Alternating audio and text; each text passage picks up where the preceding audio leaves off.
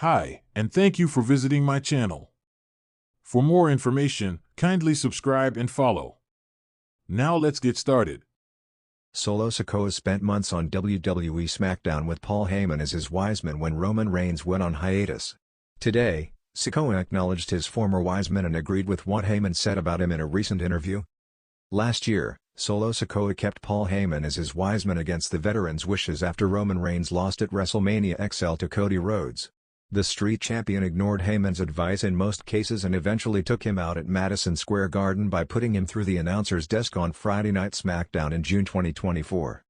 However, Paul Heyman, in a recent interview, spoke highly of Solo Sikoa's growth as a performer since WrestleMania 40. The WWE Hall of Famer also addressed his growth inside the ring and on the microphone. Today, the former self-proclaimed tribal chief acknowledged his former wiseman's comments by reacting to them on his Instagram story. What did WWE Hall of Famer Paul Heyman say about Solo Sikoa? Last year, Solo Sikoa recruited new members against Paul Heyman's wishes and formed his version of the Bloodline on Friday Night SmackDown. Sikoa filled a major gap on television and kept the story alive when Roman Reigns went on a hiatus from the Stamford-based promotion. While Paul Heyman was at the receiving end of a beatdown by the faction, the wiseman had nothing but praise for Solo Sikoa in a recent interview. In a recent interaction with Shaq Wrestling, the WWE Hall of Famer praised Sikoa's work as the self-proclaimed tribal chief and also highlighted his growth as a performer. "I would dare say if you look back a few years from now at the year he had, and carrying that side of SmackDown, he wasn't only the most improved performer of the past year, he is perhaps, in a one-year span, the most improved performer over a one-year span, ever. He went from being a stoic mute to someone who can carry his end of the microphone," Heyman said. It'll be interesting to see if Paul Heyman's new alliance crosses paths with Solo Sikoa and Jacob Fatu in the near future. It was a stormy night in Boston, and the WWE Universe was still buzzing after the shocking end to SmackDown. The Bloodline saga, long filled with twists and betrayals, had taken another sharp turn. Solo Sikoa stood tall in the middle of the ring, Jacob Fatu by his side, and Tama Tonga clutching the tag team gold they'd snatched in dominant fashion. But it wasn't the titles or even the defeated opponents that captured everyone's attention. It was what happened after the show went off the air. Paul Heyman, dressed in his signature black suit and clutching his phone with trembling fingers, cautiously stepped onto the entrance ramp. The crowd's reaction was mixed, part shock, part nostalgia.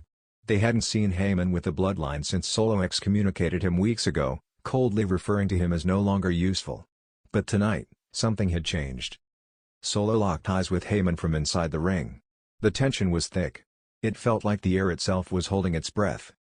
Jacob Fatu growled under his breath, "You want me to take care of him?" Solo raised his hand. "No." Tama looked at Solo, confused. "He's not with us anymore, Oos." Solo's gaze didn't break from Heyman's. "He was always with us. He just forgot who he was." The crowd leaned forward, sensing the moment's gravity. With slow, deliberate steps, Solo exited the ring and began walking up the ramp toward Heyman. Each step echoed like a war drum. Heyman, visibly nervous, clenched the phone tighter but didn't move. When they were face to face, Heyman opened his mouth to speak, but no words came out. Instead, Solo did something no one expected. He nodded. The entire arena gasped. Even the camera crew backstage, watching the feed, exchanged looks of disbelief. "Wise man," Solo finally spoke. "I know what you did for Roman. I know what you did for Jay, for Jimmy. For me." Heyman's eyes welled up. "Solo, I." Solo raised his hand again, silencing him. "You lied to protect us. You manipulated people to elevate us. And you stayed even when we started to fall apart. That makes you loyal." Heyman's lips quivered. This wasn't the ruthless enforcer that had superkicked him weeks ago. This was a Sikoa who had grown, evolved, who had assumed control of the Bloodline but now understood the power of the mind, not just the fist. "I need that loyalty," Solo continued. "This version of the Bloodline, it's different. We don't follow. We rule. And I need someone who understands the game." Heyman looked like he might faint from the weight of those words. "Are you saying you want me back?" Solo took a deep breath. "I'm saying you were never really gone. But if you want in, then you acknowledge me." The moment flipped on its head. The audience erupted, chanting "Acknowledge him," as Heyman's shoulders slumped in emotion. He dropped to one knee. With his head bowed, Heyman spoke through tears. My tribal chief. I acknowledge you. Backstage, Jacob Fata looked stunned. Tama Tonga raised an eyebrow but said nothing. This wasn't the direction anyone expected, least of all the wise man himself. Solo reached down and helped Heyman to his feet. Then, in a moment of complete vulnerability and respect, he embraced him. The crowd roared. The camera feed picked back up backstage. Nick Aldis, watching on a monitor with his arms folded, muttered, "What the hell is going on out there?" Meanwhile, Roman Reigns' name trended on social media.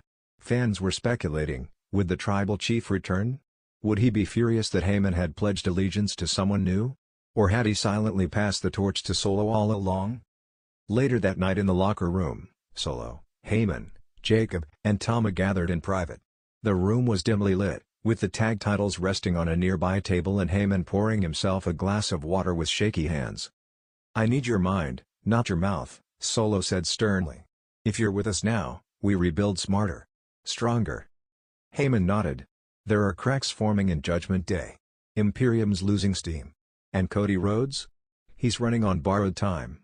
You have a chance to strike when they least expect it." Thomas snorted. "Just say who we need to destroy, wise man." Heyman looked around the room and smiled for the first time in weeks. "No. Not destroy. Conquer. Piece by piece. Starting with whoever stands in the way of Solo Sikoa's destiny." Jacob cracked his knuckles. "Let's go to war." Solo stood up, now with the aura of a true leader. "First things first. Next week, I call out Cody. Not for a match. For respect. Then we hit Raw. Then SummerSlam. Then the world." Heyman's eyes gleamed. "And what happens when Roman returns?" Solo turned slowly. "He built the kingdom. I'm going to expand it." Silence. Then Paul Heyman smiled, that devious, knowing grin that had fueled championship reigns for decades. "Then let's make history." The camera zoomed out as Solo Sikoa placed his hand in the center of the table. Jacob, Tama, and finally Heyman followed. The new era of the bloodline wasn't just brutal. It was calculated. And with Paul Heyman back in the fold, things were about to get dangerous.